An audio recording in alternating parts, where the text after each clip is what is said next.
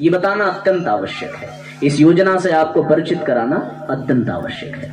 सबसे पहले क्या करना पड़ेगा, अपने घर में आध्यात्मिक वातावरण बनाना पड़ेगा। आप देखो कि साथियों, हमारा घर जो है वो सिर्फ ईंट बालू सीमेंट का एक मकान होता है, पर उस मकान में जब प्रेम हो, सौहार्द हो, पवित्रता हो, आध्यात्मिकता हो, तब वो मकान घर बनता है। बिना उसके तो वो एक पिंजड़े जैसा है। उसमें जाने पर आनंद नहीं आता, उसमें जाने पर मजा नहीं आता। कितनी भी सुविधा हो, कितना भी सुख हो, पर वास्तव में यदि आध्यात्मिकता न हो तो उस घर में आनंद नहीं आता। और साथियों, जहां आध्यात्मिक वातावरण हो वहां भले ही कठिनाई हो, भले ही कष्ट हो, वहां पर अपने आप आनंद आने लगता है। आप बताओ, यदि सुविधा की दृष्टि से देखें, यदि सुख की दृष्टि से देखें, तो आपको घर में ज्यादा आराम है, न कि इस कथा पांडाल में। आप अपने घर पे होते तो अब तक आप सोफे पर और गद्देदार बिस्तर पर विराजमान होते, और कोई आपके पीछे चाय लेकर दौड़ रहा होता, कोई पानी लेकर दौड़ रहा होता, कोई आपको पंखा डुला रहा होता, कोई आपके पैर दबा रहा होता, कोई आपके फोन से हाल चाल ले रहा होता, कोई आपके साथ मुस्कुरा रहा होता, आपके साथ कोई विनोद कर रहा होता। वहां कितना आनंद होता। लेकिन उसके बावजूद भी आप उस आनंद को छोड़ करके आए, तो ये इस बात का प्रमाण है कि वास्तविक आनंद अध्यात्म में ही है। और यहाँ पर आपको जमीन पर बैठना है, बिना कुछ खाए पिए बैठना है। जिनको टेक मिल गई पेड़ और स्तंभों की, उनका तो कल्याण है, पर जिनको नहीं मिली वो भी कमर सीधी करके बैठे हैं, वो भी उसी आनंद से बैठे हैं। इसलिए साथियों, ये आनंद वास्तविक यही है, और वास्तविक आनंद यही अनुभव हो सकता है जहां आध्यात्म की धारा बह रही हो, जहां सत्संग की धारा बह रही हो, जहां ज्ञान की परंपरा चल रही हो, जहां ये सारी चीजें चल रही है। इसलिए साथियों, हम सब लोगों को ये काम करने की आवश्यकता है कि हम अपने घरों को, हम अपने परिवार को आध्यात्म से ओतप्रोत करें। आज भौतिकता की दौड़ में हमने सब कुछ गंवा दिया, आज हमने आध्यात्म को खो दिया, और साथियों, आध्यात्म का खो जाना ही हम सब के लिए अभिशाप बन गया। घर में आध्यात्मिक वातावरण का होना अत्यंत आवश्यक है। बिना अध्यात्म के ये धरती अधूरी है, बिना अध्यात्म के ये धरती पर आनंद नहीं है। आज देखें, आज की भौतिकता ने साथियों इंसान को सुख दिया, साधन दिया, पर भौतिकता के हम गुलाम होते चले गए। वास्तव में भौतिक विकास हमने चाहा, हमें मिला भी, पर हम उसके गुलाम होते चले गए। हम ये सोच रहे थे कि इसे हमने बनाया है, पर वास्तव में बनाया जरूर हमने, लेकिन साथियों हम उसके अधीन होते चले गए। हुआ ना ऐसा? ऐसा हुआ कि नहीं हुआ? हमने वैज्ञानिकों ने फ्रिज बनाया तो आज हम फ्रिज के अधीन हो गए। वैज्ञानिकों ने एसी बनाया तो हम एसी के अधीन हो गए। पता नहीं किसने आरओ बना दिया तो हम आरओ के पानी के अधीन हो गए। अब आरओ का पानी न मिले तो आदमी बीमार पड़ जाए। वास्तव में हम उसके गुलाम नहीं, वो हमारा गुलाम नहीं है, हम उसके गुलाम बनते चले गए। आज आदमी स्वतंत्र नहीं, परतंत्र हो गया, और अपनी परतंत्रता में वो अपना अभिमान समझता है। कुछ लोग बड़े ताव से कहते हैं, भैया हम तो आरओ का ही पानी पीते हैं, इधर उधर पीते नहीं, हर जगह पानी, हाँ आरओ का पानी पीते हैं। कुछ लोग व्यवस्था व्यक्त करते हैं अपनी, जैसे भाई साहब अभिमान व्यक्त नहीं करते, वो अपनी व्यवस्था व्यक्त करते हैं कि हमें मिल जाती तो बड़ी कृपा रहती। लेकिन कुछ लोग हमने देखा है तो हमें फिर सोचना पड़ता है कि आरओ की इनके ऊपर बड़ी कृपा है। परिस्थिति ऐसी बन जाती है, व्यक्ति उसका गुलाम हो जाता है। एक आदमी गाय को बांध करके ले जा रहा था, रामकृष्ण परमहंस अपने शिष्यों के साथ जा रहे थे। शिष्यों से पूछा, बताओ आदमी गाय को ले जा रहा है या गाय आदमी को?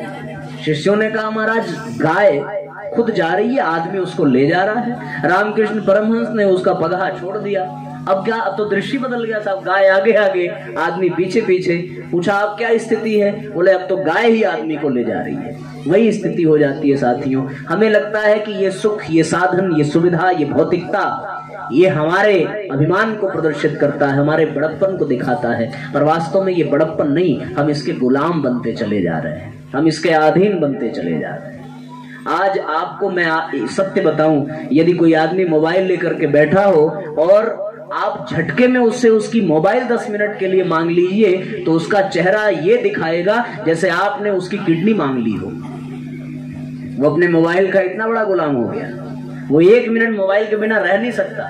दुनिया अपनी पत्नी को भूल सकती है, कहीं भी आप जाइए उनको भूल सकती, पर जेब से मोबाइल नहीं छूटना चाहिए। ऐसे होते हैं कितने महापुरुष, वो जाते हैं अपनी बीवी भूल जाएंगे लेकिन मोबाइल नहीं भूलना चाहिए। तो आदमी साधनों का, सुविधाओं का गुलाम होता चला गया है। इसलिए साथियों, जीवन में आध्यात्म का होना बहुत जरूरी है। जब जीवन में भौतिकता आती है तो साथियों, जीवन में जबान पर गालियां आती हैं, गंदे गीत आते हैं, पर जब जीवन में आध्यात्मिकता आती है तो जबान पर गायत्री मंत्र आता है।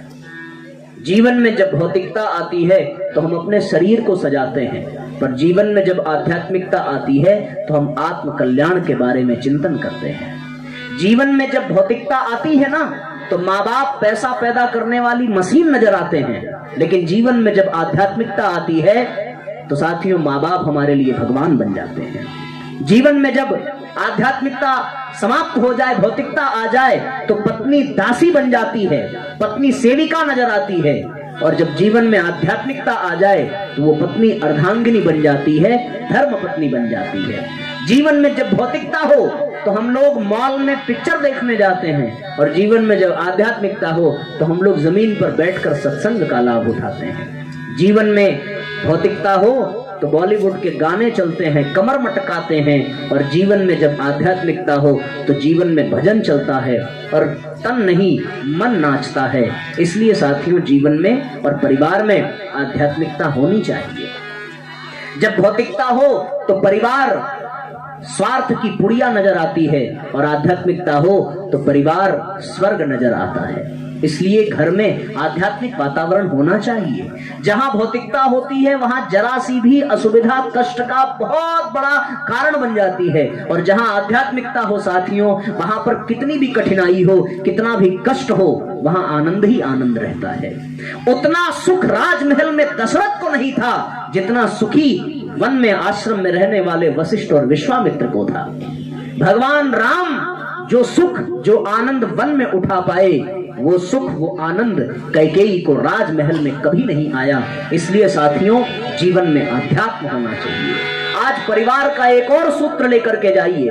कल और परसों 4 सूत्रों की चर्चा की थी। सुख बांटें, दुख बटाएं, सलाह लें और सम्मान दें। एक और 5वां सूत्र कि परिवार में आध्यात्म होना चाहिए, परिवार में आध्यात्मिकता होनी चाहिए। मित्रों, अध्यात्म का नाम पूजा पाठ नहीं है, अध्यात्म का नाम ढोंग पाखंड नहीं है, अध्यात्म का नाम घंटों बैठकर माला जपना नहीं है। अध्यात्म तो एक जीवन जीने की शैली है। इस दुनिया के आप कांटों को हटा नहीं सकते, लेकिन आप अपने पैर में जूते अवश्य पहन सकते हैं। वो जूता पहनने का नाम अध्यात्म है।